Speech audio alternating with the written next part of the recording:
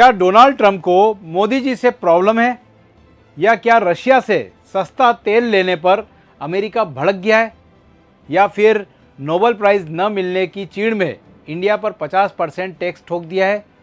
रुकिए, कहानी सिर्फ मोदी और ट्रंप की ईगो क्लैश नहीं है, ये ग्लोबल पावर शिफ्ट की जंग है और निशाने पर है भारत।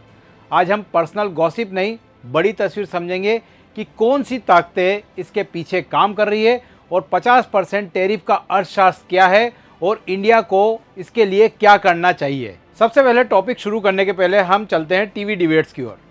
देखिए, टीवी डिबेट्स में स्पेशली इंडिया में लेफ्ट राइट सेंटर हर तरफ से पर्सनल एंगल घुमाया जा रहा है। कोई कह रहा है कि ट्रंप साहब को इंडिया पाक टेंशन कम करने का क्रेडिट नहीं मिला इसलिए नाराज़ है। कोई कह रहा है कि नोबेल नॉमिनेशन में मोदी जी ने सपोर्ट नहीं किया इसलिए ये गुस्सा है। लेकिन ये सिर्फ सतही बात कर रहे हैं। असली सवाल है कि कोई ऐसा फैसला किसी एक व्यक्ति के मूड से नहीं चलता है, बल्कि इसके पीछे कई सारी बड़ी बड़ी विचारधाराएं और नेटवर्क शामिल होता है। इन टीवी डिबेट्स के जो एंकर है उनके अनुसार तो ट्रंप साहब बिल्कुल फूफा जी की तरह हैं जो छोटी छोटी बात पे गुस्सा हो रहे हैं। चलिए समझते हैं असली वजह क्या है। देखिए, यूएसए में ट्रंप साहब के पीछे कई सारी विचारधाराएं और नेटवर्क काम कर रहे हैं। ट्रंप साहब कोई भी फैसला लेते हैं तो उसके पीछे इन विचारधाराओं और नेटवर्क का प्रभाव रहता है। ये कौन कौन सी विचारधाराएं, तो हम देखें तो यूएसए में एक तो जायोनिस्ट ग्रुप सक्रिय है, एक नियोकॉन्स सक्रिय हैं, एक ग्लोबलिस्ट सक्रिय हैं और एक नियो लिबरल्स सक्रिय हैं। ये चारों विचारधाराएं यूएसए में अलग अलग आइडियोलॉजी से संचालित होती है और इन्हीं का प्रभाव ट्रंप साहब पे दिखता है। जैसे कि बात करें जायोनिस्ट की, तो जो इजराइल फर्स्ट फॉरेन पॉलिसी को वैश्विक एजेंडा में पिरोते हैं। नियोकॉन्स की बात करें तो जो रिजिम चेंज और मिलिट्री इंटरवेंशन को वैध ठहराते हैं।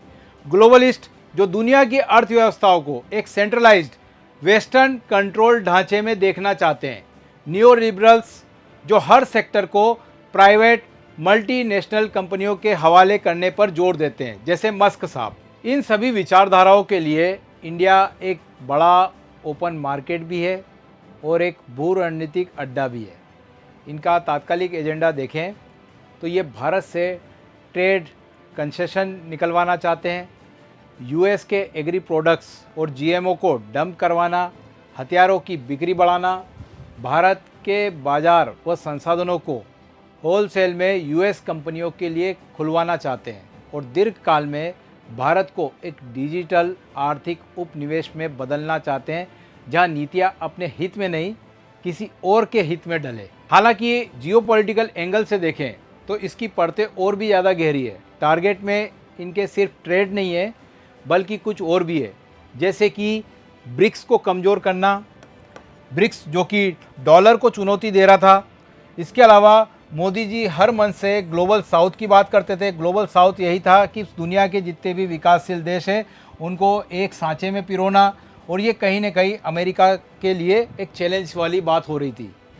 अब भारत को यहाँ पर रशिया से दूर करने का भी टारगेट था और चाइना के खिलाफ फ्रंट लाइन में लाना भी एक टारगेट था, ताकि एक यूनिपोलर जो सिस्टम बना हुआ है वो बरकरार रहे और ग्लोबल साउथ और मल्टीपोलर विश्व का उभार कहीं ना कहीं थम जाए। और यही बड़ा परिप्रेक्ष्य है जिसे अक्सर हमारे मीडिया चैनलों की बहस में नज़रअंदाज किया जाता रहा है। अब आते हैं टैरिफ के अर्थशास्त्र पर।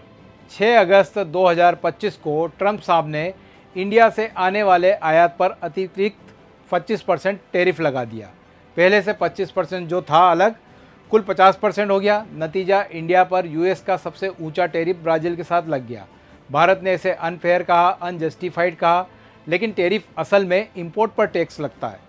यह घरेलू उपभोक्ताओं पर लगता है। जब इंडियन गुड्स यूएस में 50% महंगे दिखेंगे तो डिमांड गिरेगी, लोग सस्ता विकल्प चुनेंगे और खरीदी ही टाल देंगे। इससे इंडिया से यूएस को होने वाला एक्सपोर्ट घटेगा और यूएस का ट्रेड डेफिशिएट कम दिखेगा। लेकिन टैरिफ सिर्फ हथौड़ा नहीं है, एक बातचीत की मेज भी है। इसे एक दबाव रणनीति की तरह भी इस्तेमाल किया जाता है ताकि इंडिया ट्रेड डील पर राजी हो जाए। यहाँ पर ध्यान रहे कि ट्रंप साहब का फोकस केवल फ्री ट्रेड नहीं है, बल्कि उनका टारगेट है जीरो ट्रेड डेफिशिएट।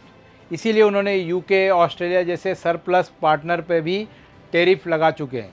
और वो सिर्फ इंडिया को नहीं बल्कि Canada, Mexico, European union, Brazil से लेकर तमाम देशों को वो टैरिफ से टारगेट कर चुके हैं। अब इसके इम्पैक्ट पर बात करते हैं। देखो, इकोनॉमिस्ट कहते हैं कि जीडीपी में सालाना 0.5% तक की कटौती आ सकती है, पर असली चोट रोजगार पर होगी, लघु उद्योग पर होगी। एक लुधियाना का टी शर्ट एक्सपोर्टर जो कि न्यूयॉर्क को माल भेजता था, उसका ऑर्डर बांग्लादेश खिसक गया तो उसकी सप्लाई चेन टूट जाएगी।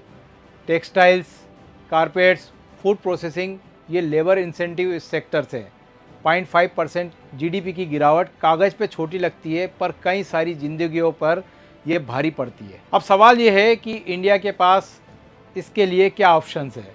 तो देखिए, इंडिया के लिए दो ऑप्शन है, एक तो है रिटालिएट करना और एक है रिफॉर्म करना। अगर हम रिटालिएट की तरफ जाएंगे तो इसका मतलब ये है कि हमारे तरफ से भी टैरिफ लगा दिया जाए, लेकिन टैरिफ का बोझ आखिरकार अपने ही कंज्यूमर पर पड़ेगा। इससे यूएस से आने वाली चीज़ें हमारे यहाँ महंगी हो जाएगी। दूसरा, यूएस से इंपोर्ट अगर घटाओगे इसके चक्कर में तो बायलैटरल डेफिशिएट का गणित उलझेगा और वो फिर ट्रम्प साहब को मजबूर करेगा कि वो और टैरिफ बढ़ा दें, और एक तरह से ये सेल्फ गोल होगा।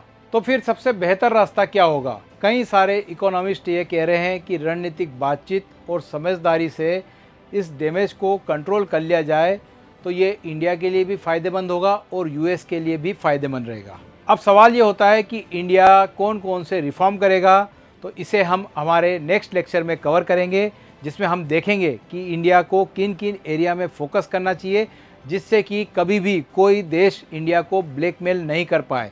और ये एक लॉन्ग टर्म की स्ट्रेटजी होगी। जैसे चाइना काम कर रहा है वैसे ही इंडिया को भी काम करना पड़ेगा।